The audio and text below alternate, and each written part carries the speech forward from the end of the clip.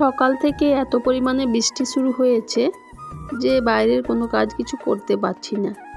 তো ভাবলাম প্রথমে আজকে রান্নাটাই সেরে নিই। আর সেই জন্যই প্রথমে রান্নাটা সেরে তারপরে দেখো আমি জলের সাথে একটু খেলা করছি। মনে হলো একবার যে বৃষ্টির জলে একটুখানি ভিজি, তারপরে আবার মনে হলো না, গলায় ব্যথা করছে, এখন যদি ভিজে নেব আবার শরীর খারাপ করবে। তো সেজন্য হাত দিয়েই একটু খেলা করছিলাম। রান্নাটা তো আমার হয়ে গেছে। তারপরে আজকে দেখো আমি বাসন বের করে নিচ্ছি, আর বৃষ্টির জলে চারিদিকটা কীরকম লাগছে দেখো, কীরকম স্যাঁতস্যাঁতে ভাব। তো বৃষ্টিতে ভিজলে আনন্দ যেমন লাগে, সেরকম মেঘলা ওয়েদার বৃষ্টি পড়লে ভালোও লাগে না মনটা। সকালের কাজগুলো এনার্জিভাবে করলে বিকেলের দিকে আর শরীরটা চলে না, মনে হয় না কিচ্ছু কাজ করব না, সেই রাতের খাবার করতে হয়, সেই তাই করা হয়। আর বিকেলের দিকে কোনো কাজ করতে ভালো লাগে না। কারণ এই কথাটা তোমাদেরকে কেন বললাম বলো তো, এই যে এতগুলো বাসন দেখতে পাচ্ছ, আমার কিন্তু দুপুরের দিকের বাসন জড়ো করে রাখা ছিল আর রাতের বাসনও ছিল, সেজন্য সকালে এতগুলো বাসন হয়েছে।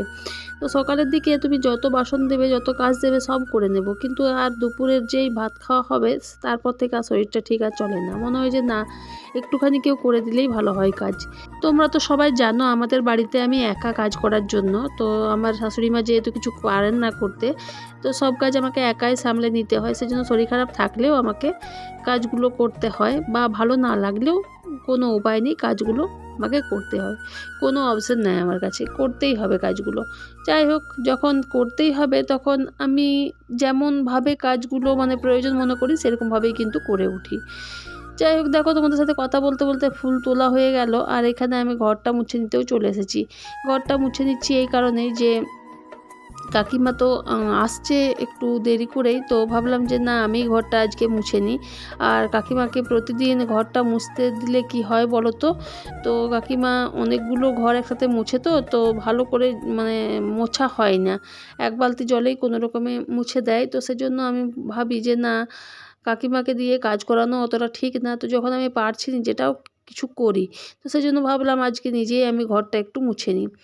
তো চলে এসেছি দেখো ঘর মুছতে, আর ঘরের একটু হালকা শুকনো করেই মুছছি, কারণ বাইরে বৃষ্টি হয়েছে, আর ঘরের মধ্যে যদি একটু ভিজে ভিজেভাবে মুছি তাহলে ঘরগুলো কীরকম আরও স্যাঁতস্যাঁতে হয়ে রইবে। যাই হোক, ঘর মুছে হয়ে গেছে। চা খাওয়ার কতগুলো বাসন ছিল সেগুলো জল বুলিয়ে নিলাম, আর তারপরে এখানে বেসিনটা ভালো করে পরিষ্কার করে মেজে নিলাম। আর বেসিনটা প্রায় সময় মাজা হয়, কিন্তু তাও যে এই যে এঁটো বাসনগুলো রাখা থাকে সেজন্য নোংরাটাও প্রচুর পরিমাণে হয়। রান্নাঘরটা মুছলাম একবার, তাও ভাবলাম যে না, একবার হাতে করে ঘষে ঘষে মুছে দিই, কারণ হাতে করে ঘষে ঘষে মুছলে এই যে কালো কালো দাগগুলো সব উঠে যায়, আর ওই যে মপসটা করে যখন মুছি তখন এত ভালো করে মোছা যায় না। তো যাই হোক, হাতে মোছার মতো কিন্তু সুখ আর নেই। যাই হোক, হাতেই মুছতে আমি শুরু করে দিয়েছি। দেখো মোছা কমপ্লিট হয়ে গেছে, ওপরে চলে এসেছি। আর ওপরে এসে প্রথমেই ঘরগুলো ঝাঁটা দিয়ে নিচ্ছি। আজ আর ওপরটা মুছবো না, কারণ একবার নিচ মোছা হয়েছে, ওপর মুছতে গেলে আর কোমরে ব্যথাতে আমি থাকতে পারবো না। সেই জন্য দেখো ওপরের ঝাঁটা দিয়েই রেখে দিচ্ছি। আর বৃষ্টি হলে পরে ধুলোগুলো একটু কম হয়, আর বৃষ্টি যখন হয় না তখন কত ধুলো হয় তোমরা তো জানোই। তো এখন বৃষ্টি হয়েছে বলে ধুলোগুলো কীরকম যেন বসে বসে গিয়েছে, এতটা হয়নি। তাও দেখো অনেক নোংরাই বেরোচ্ছে, কারণ ওপরটা তো আমি প্রতিদিন মুছতে পারি না, তোমরা তো সবাই জানো।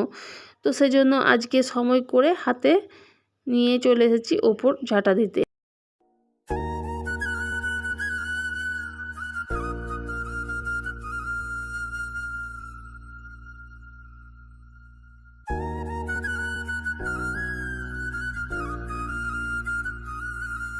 চলো তাহলে তোমাদের সাথে রান্নাটা আমি শেয়ার করে নিই। আজকে রান্নাটা তাড়াতাড়ি করার কারণও হচ্ছে যে আজকে ওরা সব বাইরে গিয়েছিল, আজকে এলো, তো এসে আমার কাছে খাবে, সেজন্য আজকে রান্নাটা আমার তাড়াতাড়ি করা। এখানে হয়েছে ভাত, এখানে হয়েছে মুগ মুসুর দিয়ে ডাল, এখানে হয়েছে তোমার পেঁপে দিয়ে সবজি, আর এখানে হয়েছে তোমার আলু পোস্ত।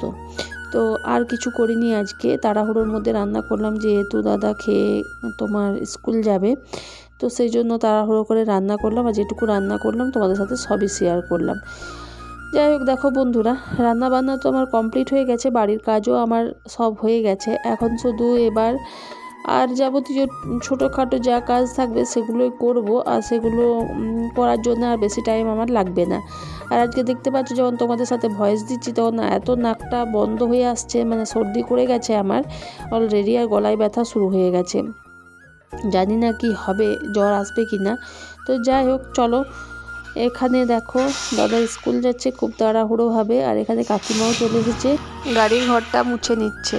তো যাই হোক দেখো আমার তো মোছা কমপ্লিট হয়ে গেছে, তো চলো যাই। অনেকটা সময়ের পর চলে এসেছি আমি। তো এখন বাজছে 11:30 মতো। তো গুড মর্নিং বলা তো যাবে না, কারণ মর্নিংটা অনেক আগেই পেরিয়ে এসেছে। 11:30টার উপরে বেজে গেছে, 11:15 মতো। তো বন্ধুরা তোমরা সবাই কেমন আছো? আশা করছি তোমরা সবাই খুব ভালো আছো। আমিও কিন্তু তোমাদের ভালোবাসার আশীর্বাদে অনেকটা ভালো আছি। আর তোমরা ভাববে দিদিভাই ছোটো ছোটো ব্লগ দিচ্ছে কেন? আমার এখন ছোটো ছোটো ব্লগই হবে গো। সকালটা শুরু হয়েছে আমার রান্নাবান্না দিয়ে। আজকে রান্নাবান্নাটা কী জন্য করলাম, সকাল সকাল তোমাদেরকে তো বললাম আমি কী জন্য রান্না করেছি। আর রান্নাটা করার হয়ে গেছে বলে অনেকটা কাজও হয়ে গেছে মনে হচ্ছে। বাড়ির কাজও সম্পূর্ণ কিছু কিছু হয়ে গেছে, এখনও কিছু বাকি আছে। তো সেগুলো করবো একটা একটা করে এবারে। তো যেহেতু রান্নার ব্যাপারটা নিশ্চিন্ত হয়ে গেছে সেজন্য আর কোনো চিন্তা নেই।